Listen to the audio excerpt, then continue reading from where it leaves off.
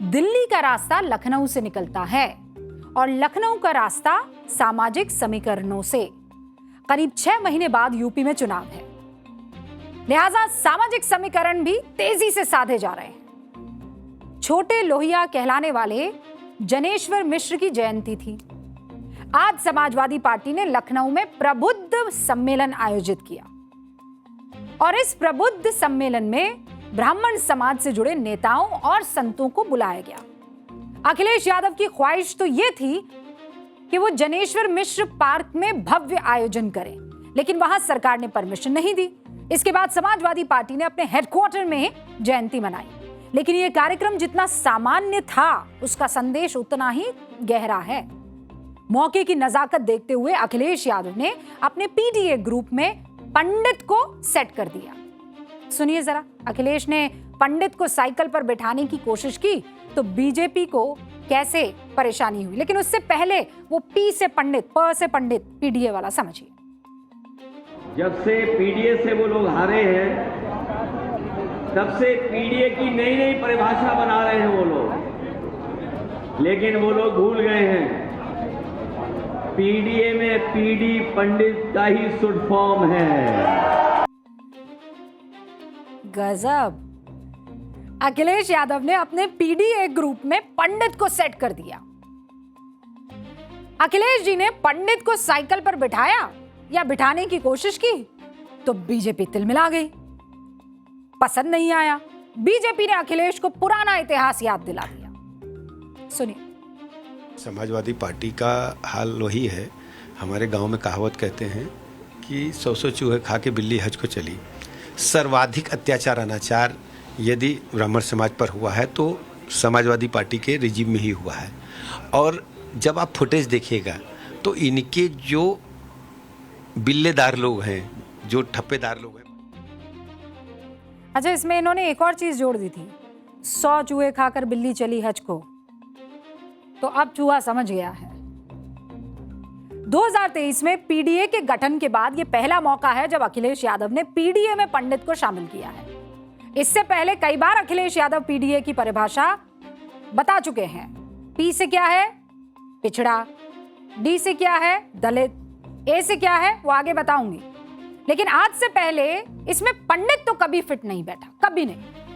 सबसे पहले आपको जून 2023 अखिलेश यादव ने पीडीए की जो परिभाषा दी थी वो बता दूं। क्या थी? पी का मतलब पिछड़ा, डी का मतलब दलित, ए का मतलब अल्पसंख्यक। फिर आया अक्टूबर 2023, पी पिछड़ा, द दलित, अ आधी आबादी। फिर आया दिसंबर 2030, पी पिछड़ा, द दलित, ए अगड़ा। फिर आया जून 2024, पी पिछड़ा, द दलित, ए आ गया, क्या आ गया? आदिवासी। फिर आया अगस्त 2026, पी और डी क्या हो गया? पंडित। खास बात यह है कि इस बार अखिलेश यादव ने ए का मतलब नहीं बताया। अब ए आप खोजिए।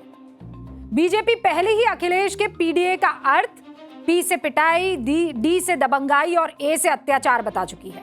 अब सवाल यह है कि अचानक प्रबुद्ध सम्मेलन के नाम पर ब्राह्मणों को इकट्ठा करने की जरूरत क्यों पड़ी अखिलेश को? जवाब मैं आंकड़ों से समझाती हूं। यूपी में ब्राह्मण वोटर कितने हैं? 15%। 403 विधानसभा वाले उत्तर प्रदेश में 110 से 115 सीटों पर सीधा असर डालता है ब्राह्मण वोट। कितनी सीटों पर? 403 में से 110 से 115 सीटों पर। 12 जिलों में ब्राह्मणों की तादाद 17% से ज्यादा है। अकेले पूर्वांचल में 20% से ज्यादा ब्राह्मण वोटर्स हैं। यूपी के अब तक के 21 मुख्यमंत्रियों में से कितने ब्राह्मण हुए? 6। नारायण दत्त तिवारी 3 बार सीएम रहे। 2022 विधानसभा चुनाव में बीजेपी को 41.29%, अखिलेश को 32.06% वोट मिले। यानी दोनों के बीच फासला कितना?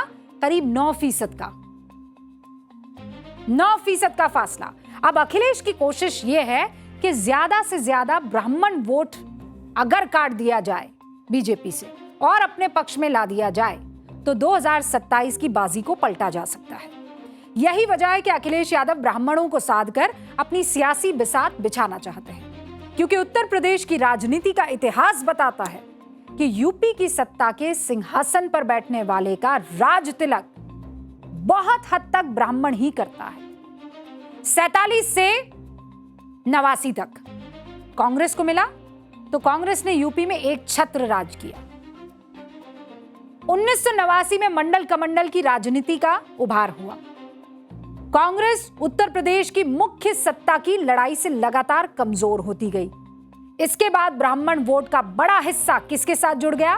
बीजेपी के साथ। 4 अक्टूबर 1992 को मुलायम सिंह यादव के साथ जनेश्वर मिश्र आए तो उन्होंने समाजवादी पार्टी का संगठन खड़ा कर दिया।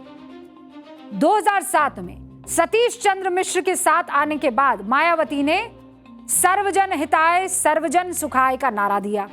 याद कीजिए, उस वक्त बीएसपी के मंच से स्पेशली ब्राह्मणों के लिए कई सारे नारे दिए गए थे। एक बताऊं आपको, ब्राह्मण शंख बजाएगा हाथी बढ़ता जाएगा। सिर्फ ये नारा भर नहीं था, मायावती के मंच से ये दावा किया गया, हाथी नहीं गणेश है, ब्रह्मा विष्णु महेश है।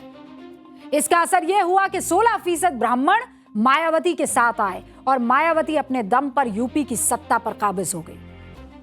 2012 में 19% ब्राह्मण वोटर समाजवादी पार्टी के साथ आए। अखिलेश यादव पहली बार यूपी के सीएम बने। 2017 में बीजेपी को 83% ब्राह्मण वोट मिला। 15 साल बाद अब उत्तर प्रदेश की सत्ता में वापस आई ये पार्टी। ब्राह्मण चेहरे दिनेश शर्मा डिप्टी सीएम बने। फिर 2022 में 89% ब्राह्मण वोटर ने बीजेपी का साथ दिया। पहली बार बीजेपी ने सत्ता को बरकरार रखा, ब्राह्मण वोट का साथ मिला। फिर एक बार ब्रजेश पाठक यानी ब्राह्मण चेहरे को डिप्टी सीएम बनाया गया। अब इसी 12% ब्राह्मण वोट पर अखिलेश यादव की नजर है। उसी को साधने के लिए अखिलेश यादव ने 2024 में दिल्ली जाने के बाद विधानसभा में अपना उत्तराधिकारी एक ब्राह्मण चेहरे को ही बनाया। माता प्रसाद पांडे को नेता प्रतिपक्ष की कुर्सी पर बैठा दिया। अब आप कहेंगे, मैडम आज ऐसा क्या हुआ कि अखिलेश यादव को ब्राह्मणों की इतनी याद आ गई? उन्होंने पीडीए की परिभाषा ही बदल दी और यूपी की सोशल इंजीनियरिंग में एक नया चैप्टर जोड़ दिया। अचानक नहीं हुआ ये सब, इसके पीछे 3 बड़ी वजह है। पिछले दिनों यूजीसी का मुद्दा आपको याद है, अभिमुक्तेश्वरानंद विवाद याद है, और यूपी में वो अपराधियों का एनकाउंटर। ये 3 बड़ी वजह। समाजवादी पार्टी को हर मुद्दे में ब्राह्मण वोट दिखाई दे रहा है। आज के सम्मेलन में अखिलेश यादव ने शंकराचार्य का मुद्दा उठाया। अखिलेश यादव ने कहा कि इतिहास में कहीं शंकराचार्य को स्नान करने से नहीं रोका गया, लेकिन इन्होंने रोक दिया, उन्हें धरना देना पड़ा। सपा ने उनका सम्मान करने का काम किया, यह अखिलेश यादव ने कहा। और याद रखिए, यह सियासत है, यहां हर चीज में वोट दिखता है। एनकाउंटर में भी जाति खोज ली गई। अखिलेश ने 6 साल पुराने बिकरू कांड की याद दिलाई, विकास दुबे की गाड़ी पलटने का जिक्र किया। कहा जब गाड़ी को पलटा गया तब दरअसल गाड़ी को नहीं पलटा गया था, बल्कि सरकार को पलटने से बचा लिया गया था। यानी अखिलेश ने एनकाउंटर में जाति वाला एंगल निकाल दिया। लेकिन आपको जल्द से यह गिना देती हूं कि मुठभेड़ की हकीकत क्या थी। 31 मार्च 2017 से 5 सितंबर 2024 तक कुल 207 अपराधी मुठभेड़ में ढेर हुए हैं। कितने? 207। इनमें से 67 मुसलमान हैं, 20 ब्राह्मण हैं, 18 ठाकुर है, 16 यादव है, 17 गुर्जर जाट है, 14 एससी, 3 एससी एसटी और 2 जो है वो सिख है और 8 दूसरे ओबीसी और 42 के आसपास दूसरी जाति और धर्म के लोग बताए जा रहे हैं। अब भाई अपराधी होता है, उसमें कोई जात पात नहीं होती है, लेकिन यहाँ क्योंकि सामाजिक समीकरण हर जगह खोज लिया जाता है तो वो लिस्ट आपको देनी जरूर थी। यानी अखिलेश कह रहे हैं कि जाति देखकर एनकाउंटर किया गया, और आंकड़े क्या कह रहे हैं? पुलिस ने जाति देखकर नहीं, धर्म देखकर नहीं, जो कानून संगत था और उस वक्त जिस तरीके के हालात थे पुलिस के दावों के मुताबिक फैसला लिया। लेकिन राजनीति का असली पार्ट यही है, जब मौका है, मंच है, परंपरा है तो पीछे मत रहो, लूट लो। सवाल वोट का है, चुनाव दस्तक दे रहे हैं और इसीलिए यह सम्मेलन। अब देखना यह है कि ब्राह्मणों का वो जो वोट सत्ता के एकदम करीब ले जाने का जिसके ऊपर जिम्मा है, वो किस तरफ जाता है।